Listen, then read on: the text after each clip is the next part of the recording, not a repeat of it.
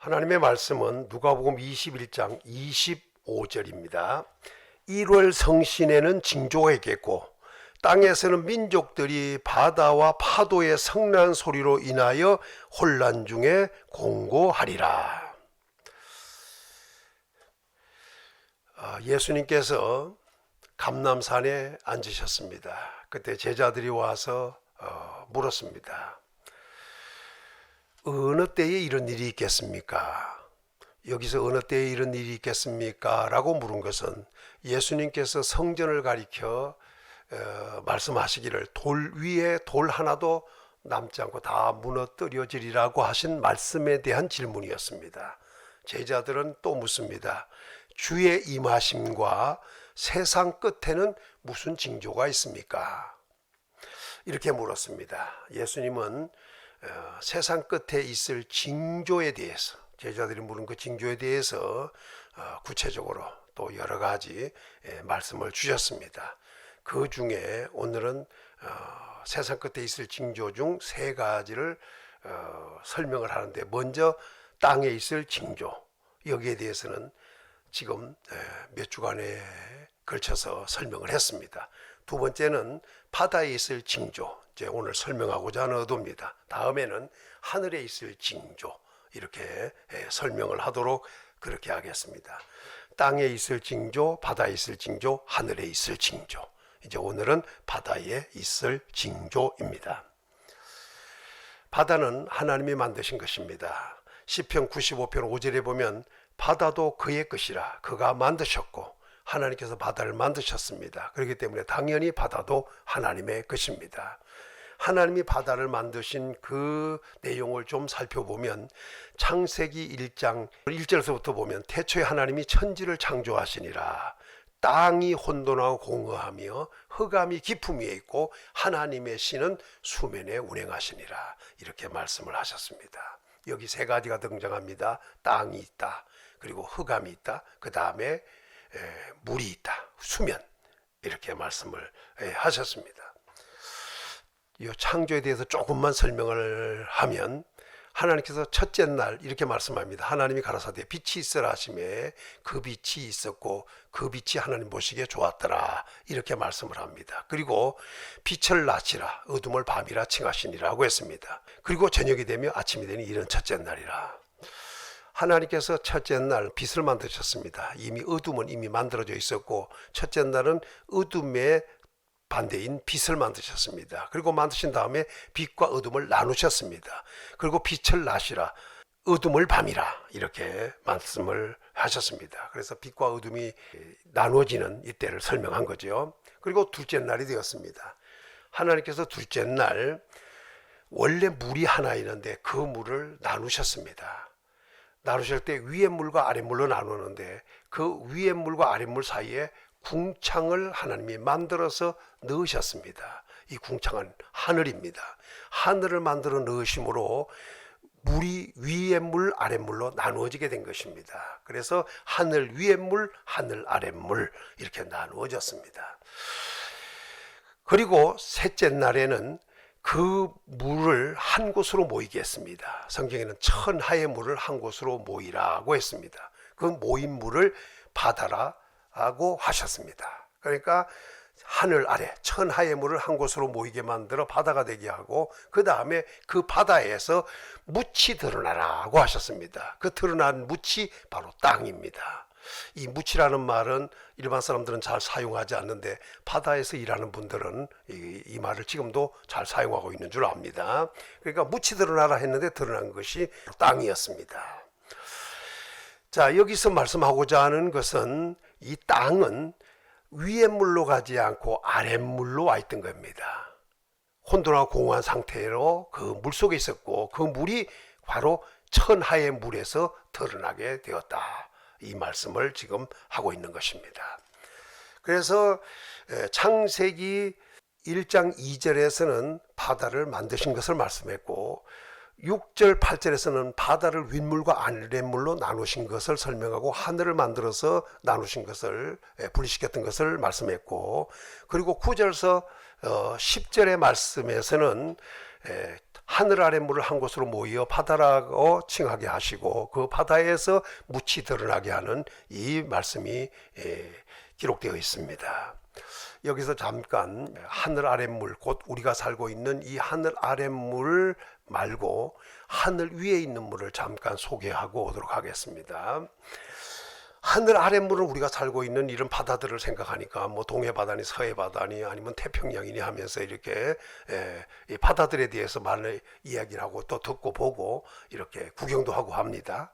그런데 하늘 위에 있는 물은 어떻게 되었는가 이제 하는 문제가 됩니다. 시편 148편에 보면 하늘 위에 있는 물들도 찬양할지어다 라고 했습니다. 하늘 위에 있는 물들도 여호와 하나님을 찬양하라고 했는데 분명히 시편 기자도 하늘 위에 물이 있다는 겁니다. 하늘이 아니라 하늘 위에 있다는 얘기죠. 자, 그런데 하늘 위에 있는 이 물이 또 어떤 분들은 노아 홍수 때 하늘이 창이 열리면서 다 쏟아졌다고 하는데 그건 아닙니다.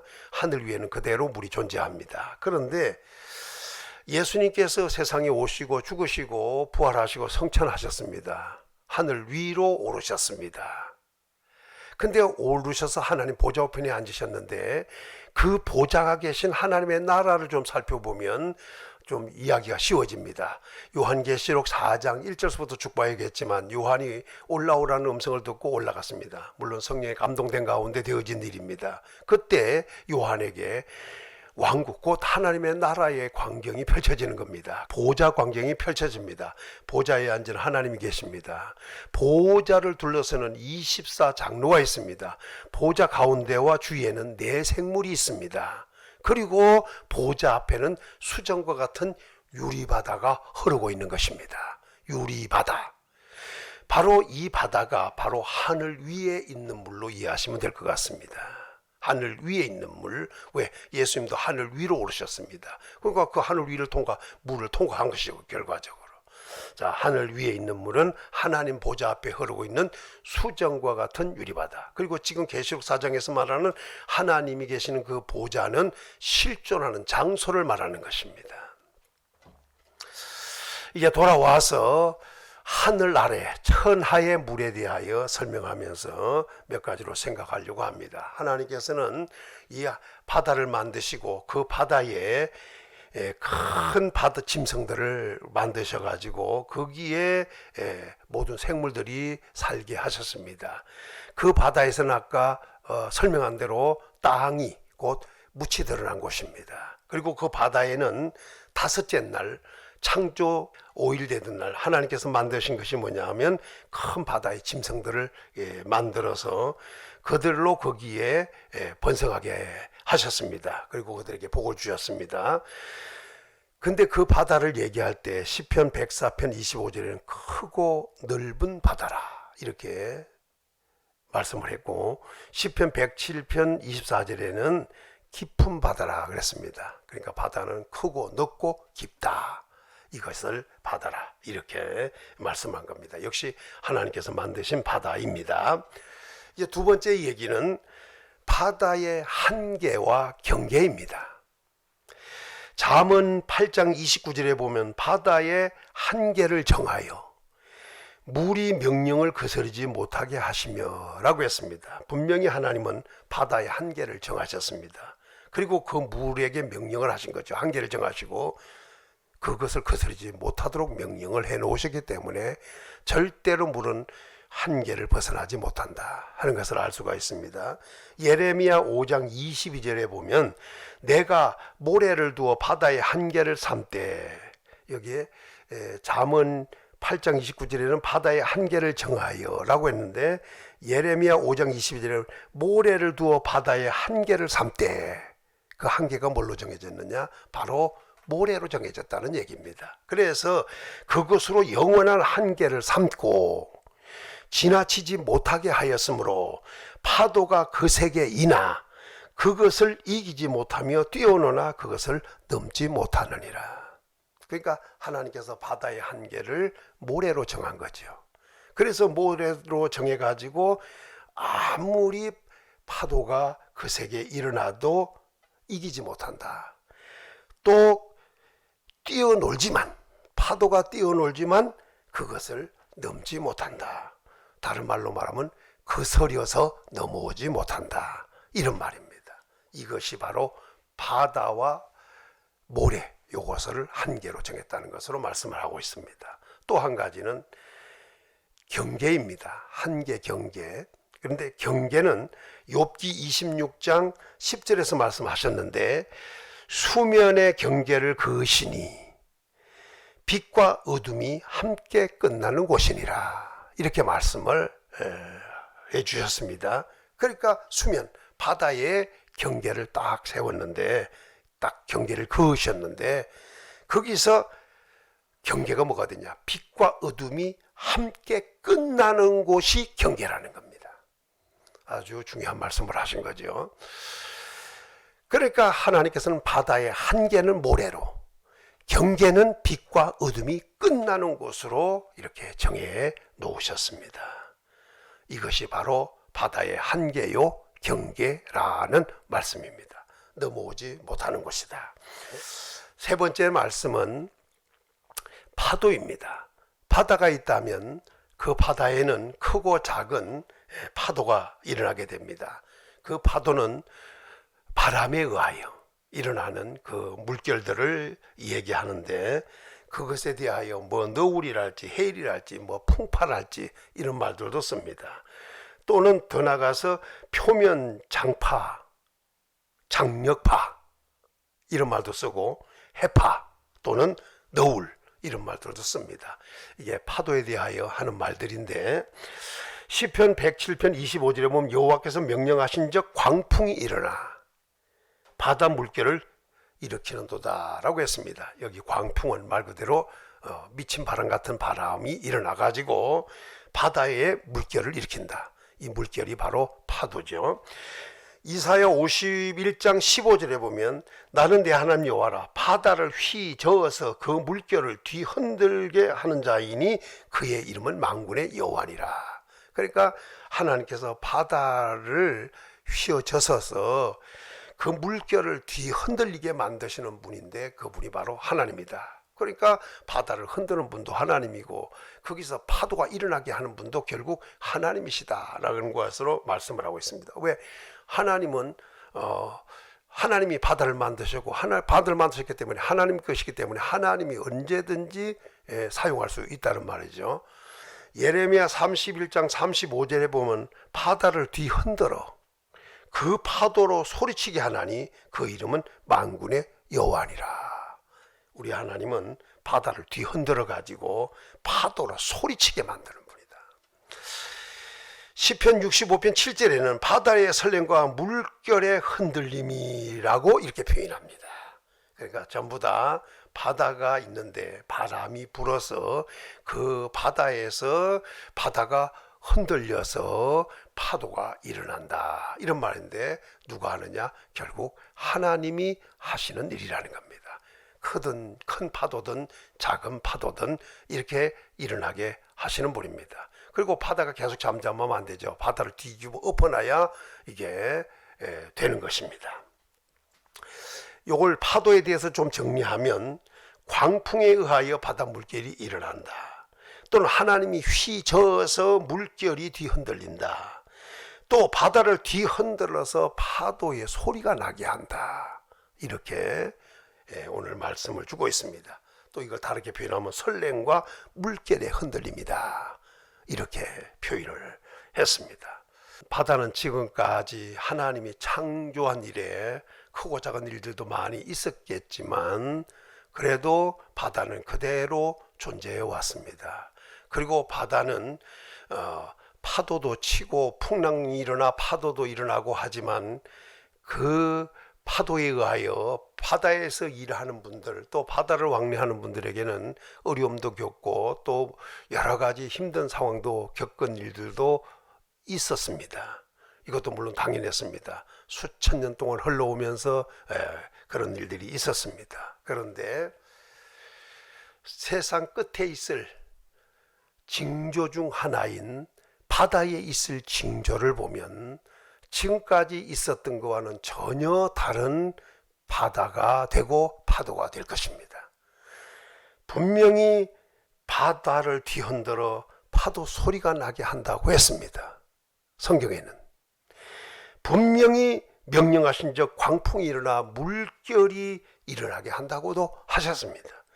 분명히 바다를 휘저어서 그 물결을 뒤흔들리게 한다고도 분명히 성경에는 말씀을 했습니다. 그러나 누가복음 21장 25절에서는 바다의 성난 소리라고 했습니다. 파도의 성난 소리라고 했습니다. 분명히 지금까지 있었던 바다의 소리, 파도의 소리가 아닙니다. 세상 끝에 있을 징조는 지금과 같은 그런 소리가 아닙니다. 분명히 성낸 소리입니다. 사람들은 대화를 하거나 말을 할 때 물론 표정을 통해서도 알 수 있지만 그가 하는 말의 그 틀을 보면 알 수가 있습니다. 이것은 기쁘게 하는 말이다. 즐겁게 하는 말이다. 이것은 성내는 소리다. 화를 낸 소리다. 이건 듣기 좋게 하는 소리다. 이것은 기분 나쁘게 하는 소리다.